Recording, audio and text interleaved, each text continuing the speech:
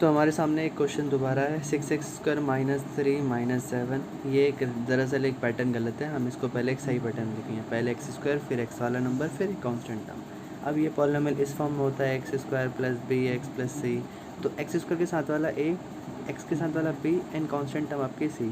तो हम यहाँ से a और b और c का पता लगा सकते हैं। तो a b c हम सबसे पहले इनको नोट कर लेंगे।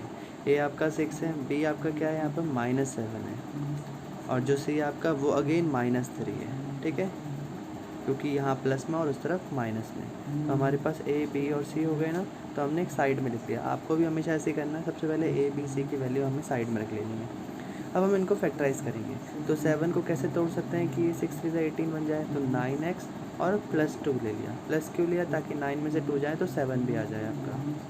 9 में से 2 गया तो 7 बनना चाहिए, 9 2 18 होता है, वो इन दोनों का प्रोडक्ट बनना चाहिए, 6 3 18 इक्वली होना चाहिए। स्प्लिट मेथड आपको आता है, बस थोड़ा सा रिवाइज करना है अगर भूल गए हो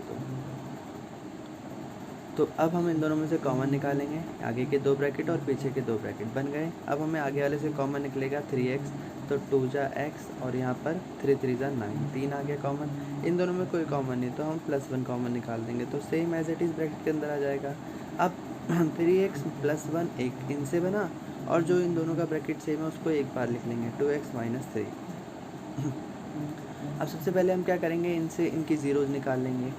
तो कुछ नहीं करना है, दोनों ब्रैकेट को = 0 पुट कर देना है। 3x = -1 हो जाएगा, +1 उस तरफ जाएगा माइनस, एंड x = 1/3 हो जाएगा, क्योंकि 3 यहाँ पर मल्टीप्लाई था, उस तरफ गया तो डिवाइड हो गया। 2x - 3 वो भी वहाँ 3 हो गया, x = 3/2। तो हमारे 2 ज़ीरोज़ आ गए, पहला है -1/3 और दूसरा है 3/2। तो अल्फ़ा जो आपका कितना हो गया, -1/3, क्योंकि ज़ीरोज़ को अल्फ़ा और बीटा मानते हैं, एंड बीटा आपका 3/2 हो जाएगा। अब हमारे पास सारी वैल्यूज़ हैं, बस अब हमें इन्हें पुट करके वेरीफाई कर देना है। तो पहली रिलेशनशिप के अकॉर्डिंग अगर हमें रिलेशनशिप्स को वेरीफाई करना है ज़ीरोज़ की और कोफिशिएंट की, तो अब हमें चेक करना पड़ेगा कि हम कैसे कर सकते हैं। तो पहला रहेगा सम ऑफ ज़ीरोज़, जो कि -b/a होता है, आपको पता ही है।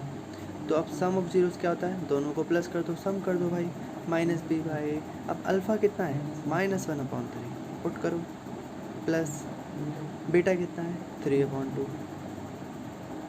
अब दोनों को ऐड करना है, इनके बेस अलग अलग है, तो पहले एलसीएम लेंगे, 6 आएगा, दोनों के नीचे 6 आना चाहिए। तो इनको करा 2 से मल्टीप्लाई, इनको करा 3 से मल्टीप्लाई, तो -2 3 3 जा 9, माइनस और प्लस क्या होता है, तो 9 में से 2 गया 7/6, तो आंसर आ गया आपका 7/6, क्योंकि 9 यहाँ प्लस का है तो बड़ा है, ठीक है।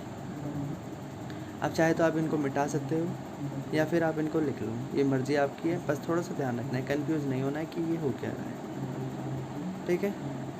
चलो मैंने तुम्हारे लिए तब भी लिख दिया। अब आते हैं हम राइट हैंड साइड पे, -b कितना होता है।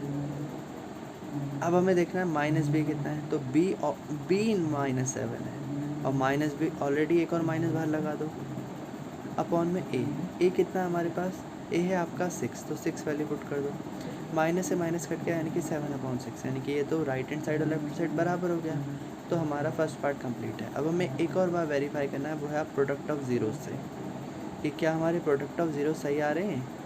तो हमारा प्रोडक्ट ऑफ ज़ीरोज़ होता है c/a। तो प्रोडक्ट ऑफ ज़ीरोज़ का मतलब अल्फ़ा और बीटा दोनों को प्रोडक्ट कर दो, मल्टीप्लाई कर दो।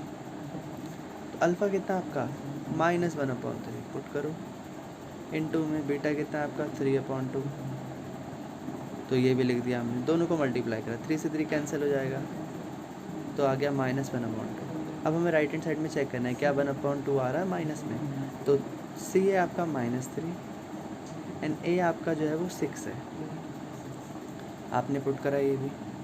अब दोनों को काटेंगे तो 1/2 आंसर जाएगा, माइनस ऑलरेडी बच रहा है, तो -1/2 यहाँ से भी आ गया। तो इसका मतलब ये भी हैंस वेरीफाइड, जितनी भी हमारी ज़ीरोज़ हैं वो सारी सही हैं, ठीक है।